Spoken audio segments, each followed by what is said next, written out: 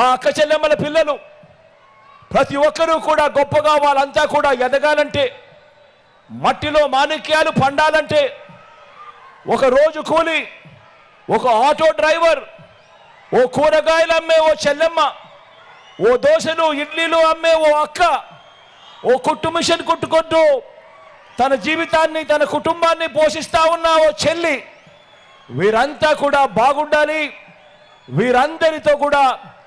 వీరందరి జీవితాల్లో కూడా వెలుగులు రావాలి అని మన ప్రభుత్వం ఆలోచించి ప్రతి పథకము కూడా తీసుకువచ్చింది. ఈ ఆలోచనల నుంచే పుట్టింది ఓ అమ్మఒడి, ఈ ఆలోచనల నుంచే పుట్టింది ఓ విద్యా దీవెన, ఈ ఆలోచనల నుంచే పుట్టింది ఓ వసతి దీవెన, ఈ ఆలోచనల నుంచే పుట్టాయి ఓ తోడు అనే పథకం, ఓ చేదోడు అనే పథకం, ఈ ఆలోచన నుంచే పుట్టాయి ఓ నేతన్న నేస్తం అనే పథకం, ఓ మత్స్యకార భరోసా అన్న పథకం. కుదేలైన పొదుపు సంఘాల జీవితాలను, చిన్న భిన్నమైన పరిస్థితులను చూసి నుంచి వారి జీవితాలలో వెలుగులు నింపాలి అని, ఆ పొదుపు సంఘాలకు తోడుగా ఉండాలని వారి కష్టాల నుంచి పుట్టింది ఓ ఆసరా అనే పథకం, ఓ సున్నా వడ్డీ అనే పథకం. 40 సంవత్సరాల నుంచి 60 సంవత్సరాల మధ్యలో ఆ వయసులో ఉన్న నా అక్కలు, నా చెల్లెమ్మలు, వాళ్ళ జీవితాలు బాగుంటేనే వాళ్ళ ఆదాయం అంతా కూడా వాళ్ళ కుటుంబాన్ని ఖర్చు పెట్టి వాళ్ళ కుటుంబాలు కూడా బాగుంటాయి అని ఆలోచనల నుంచి, ఆ కుటుంబాలకు మంచి చేసే ఆలోచనల నుంచి ఓ చేయూత అనే పథకం పుట్టింది, ఓ కాపు నేస్తం అనే పథకం పుట్టింది, ఓ ఈబీసీ నేస్తం అనే పథకం అక్కడి నుంచి పుట్టింది. అన్నింటికీ మించి ప్రభుత్వం ఇచ్చే ప్రయోజనాలు ఆ ఇంటి ఇల్లాలి చేతిలోనే,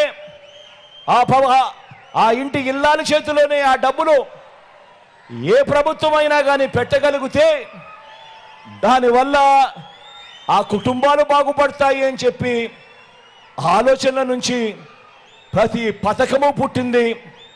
అందుకే అడుగుతా ఉన్నా, 5 ఏళ్లుగా మీ బిడ్డ పరిపాలన చూశారు, 5 ఏళ్లుగా నా అక్క చెల్లెమ్మల కుటుంబాలలో వాళ్ళ జీవితాలలో వెలుగును నింపడం చూశారు. 5 ఏళ్లుగా మనం అమలు చేస్తా ఉన్నా. మీ సోదరుడిగా అడుగుతా ఉన్నాను,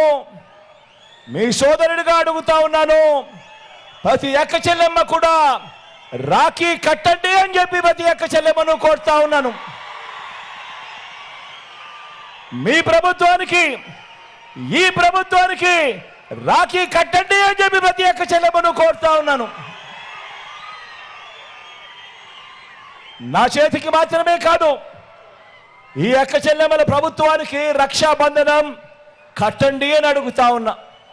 అక్క చెల్లెమ్మల పేరిట ఈ 31 లక్షల ఇళ్ల పట్టాల ఇచ్చిన ప్రభుత్వానికి రాఖీ కట్టమని చెప్పి అక్క చెల్లెమ్మలను కోరుతా ఉన్నాను.